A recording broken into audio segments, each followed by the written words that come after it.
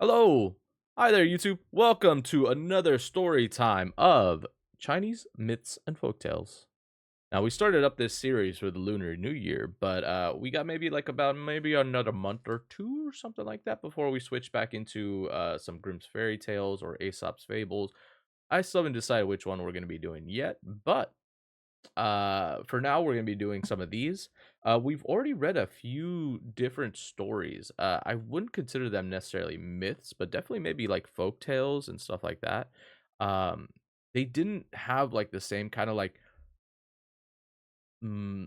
moral consequences or lessons that like a Grimm's fairy tale would have. But it seems like their stories or their folk tales are very cautionary tales, like don't do this specific thing, or this is going to happen, don't mess with these specific kinds of people, or you have bad luck. And it's really interesting to see the dynamic between the two. I was mentioning last time on some of these readings that I really wish that some of these stories had dates to them in this book. This book does not date a lot of the stories, so we don't know exactly what year or age we're reading at the moment. Maybe if I looked it up individually, we might be able to find like an origin, maybe guesstimation, a date or something along those lines. But this book does not have that. But I feel like it would have been really interesting to see like what year this kind of like started up, and then we can look up history, and then you could start seeing like how events probably inspired stories to pop up within certain areas, because not only geography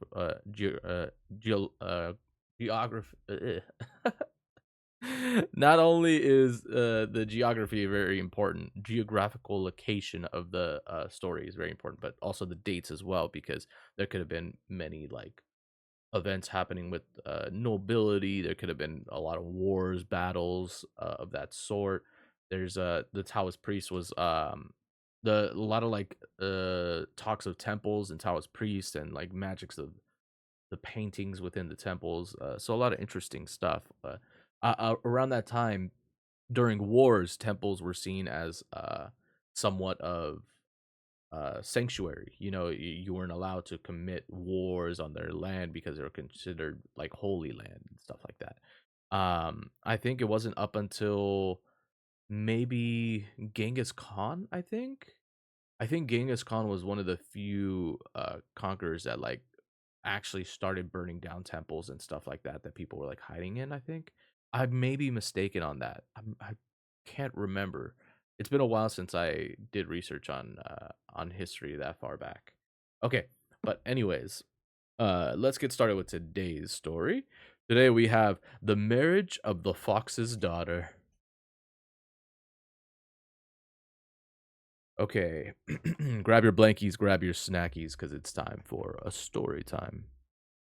So weird, right? You guys haven't heard my voice like this in quite some time. This is my I just like woke up from a short nap voice. All right. A president of the board of civil office named Yin and a native of Li Sheng, when a young man was very badly off but was endowed with considerable physical courage. Now, in his part of the country, there was a large establishment covering several acres with an unbroken succession of pavilions and verandas, and belonging to one of the old country family, county families. But because ghosts and apparitions were frequently seen there, the place had been a long time remained untenanted and was overgrown with grass and weeds. No one ventured to enter in, even in broad daylight. One evening, when Yin was carousing with fellow students, one of them jokingly said, "If anyone will pass a night in the haunted house, the rest of us will stand him a dinner." Mr. Yin jumped up at this and cried out, "What is there difficult in that?" So, taking with him a sleeping mat, he proceeded thither. escorted by all his companions as far as the door, where they laughed and said, "We will wait here a little while. In case you see anything, shout out to us at once." "If there are any goblins or foxes," replied Yin, "I'll catch them for you." He then went in and found the paths obliterated by long grass, which had sprung up, mingled with weeds of various kinds.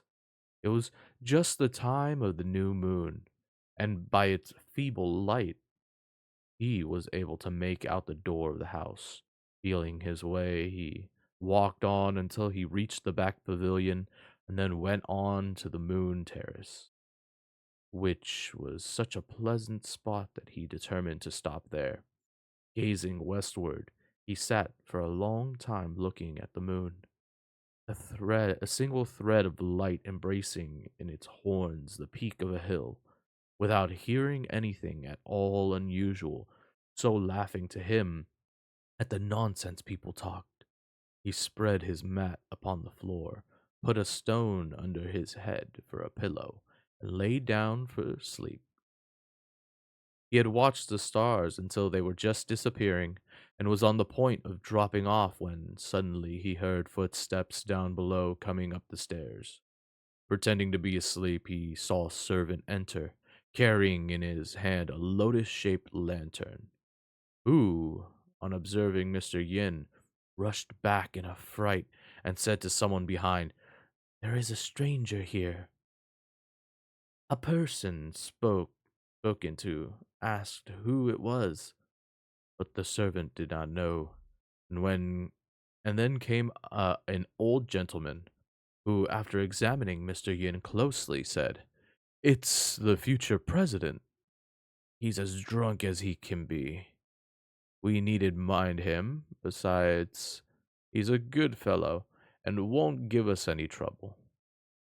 So they walked in and opened all the doors, and by there were a great many other people moving about, and quantities of lamps were lighted, till the place was as light as day. About this time, Mr. Yin slightly changed his position and sneezed, upon which the old man, perceiving that he was awake, came forward and fell down on his knees, saying, "Sir, I have a daughter who is to be married this very night. It is not anticipated that your honor would be here. I pray, therefore, that we may be excused." Mr. Yin got up and raised the old man, regretting that, in his ignorance on the festival occasion, he had brought with him no present. "Ah, sir," replied the old man, "your presence here will ward off all noxious influences, and that is quite enough for us."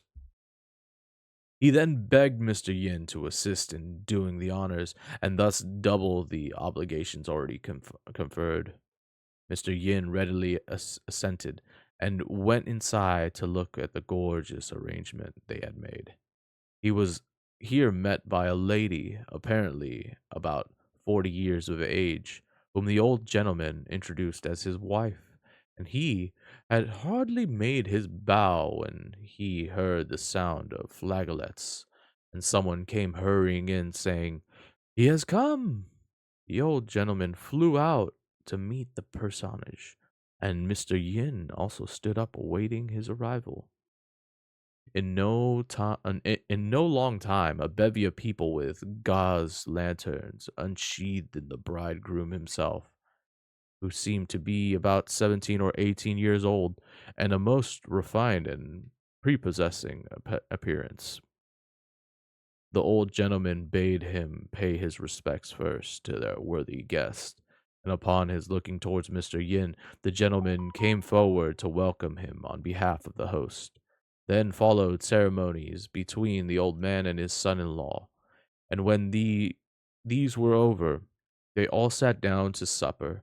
Hosts of waiting maids brought in profuse quantities of wine and meats, with bowls and cups of jade or gold, till the table glittered again. And when the wine had gone round several times, The old gentleman told one of the maids to summon the bride. This she did, but some time passed and no bride came. So the old man rose and drew aside the curtain, pressing the young lady to come forth, whereupon a number of women escorted out the bride, whose ornaments went tinkle tinkle as she walked along, sweet perfumes being all the time diffused around. Her father told her to make the proper salutation, after which she went and sat by her mother. Mr. Yin took a glance at her and saw that she wore on her head beautiful ornaments made of kingfisher's feathers, her beauty quite surpassing anything he had ever seen. All this time, they had been drinking their wine out of the golden goblets big enough to hold several pints, when it flashed across him that one of these goblets would be a capital thing to carry back to his companions in evidence of what he had seen. So he secreted in his sleeve. he secreted it. He secreted it in his sleeve and pretending to be tipsy, leaned forward with his head upon the table as if going off to sleep. The gentleman is drunk, said the guest, and by Mr. Yin heard the bridegroom take his leave, and there was a general troping downstairs and the tune of a wedding march. When they all were gone, when they were all gone, the old gentleman collected the goblets, one of which was missing, though they hunted high and low to find it. Someone mentioned the sleeping guest, but the old gentleman stopped him at once for fear Mr. Yin should hear, and before long silence reigned throughout. Mr. Yin then arose. It was dark, and he had no light, but he could detect the lingering smell of food, and the place was filled with the fumes of wine. Faint stakes of light now appearing in the east, he began quietly to make a move.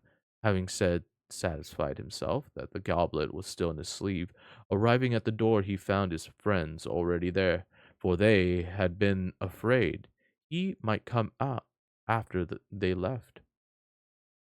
And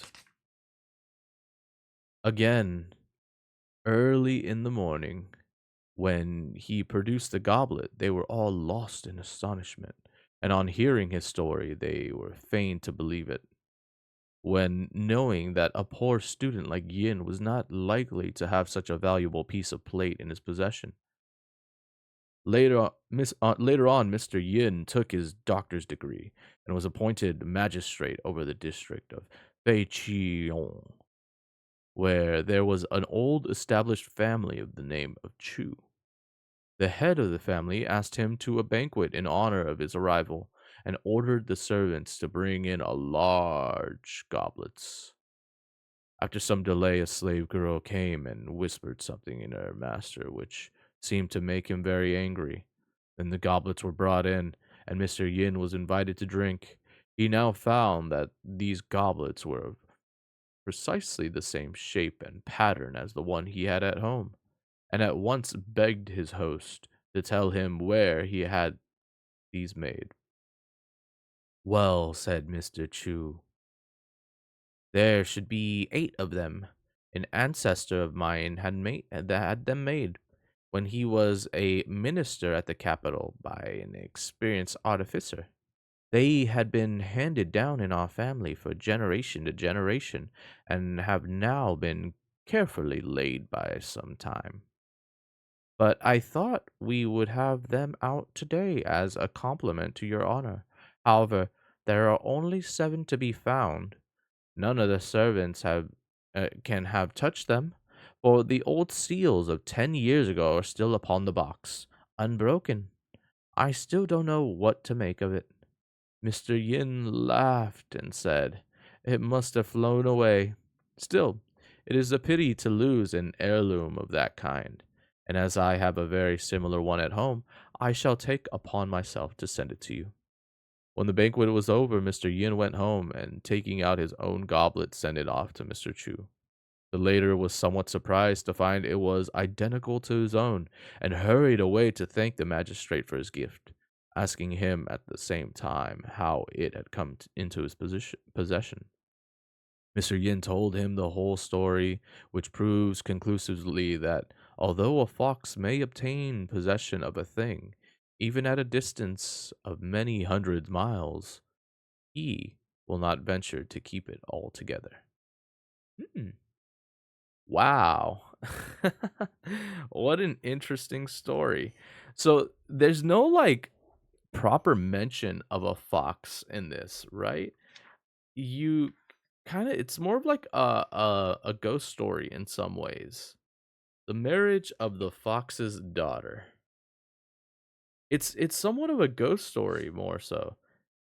Cause yeah, it's not necessarily anything like that. I guess in this they're referring to foxes kind of as like just sly creatures, comparing maybe people who borrow items, essentially stealing them and then returning them without being noticed and stuff like that, which I think is kind of what happened in this occurrence. It was used for ceremonial bride wedding or something along those lines. But I'm not entirely sure what the situation was. They don't have a mention of a fox, I think. So it's kind of odd though. The fox is only mentioned at the end and that's it. Hmm. I wonder if that's something kind of like lost in translation also. Very, very odd. But I mean, the whole story is kind of summed up into that last little passage as well, which proves conclusively that although a fox may obtain possession of a thing, even at a distance of many hundred miles, he will not venture to keep it altogether. Hmm, very odd. And it's funny too, because like I wonder if this is in reference to the main character being the fox, or if the fox was the people that he met, the ghosts that he met. Uh very, very odd to think about. I don't know. This is kind of like one of those like uh, mind twisters a bit. But for next time's reading, we're going to be doing Miss Chao No. I think that's how you say it, Miss Chao No. So I hope you guys enjoyed that. If you're watching from YouTube, make sure you hit that like, subscribe down below. Helps out with the algorithms. There should be some boxes that are going to be popping up right around these areas at the end of the video. For the Grimm's fairy tales and the tales of horror, go check those out. There's a lot of really good stories in there. Like your favorites. I'm really interested to see like what people really loved from these story times. I'll see you all on the next one. So bye.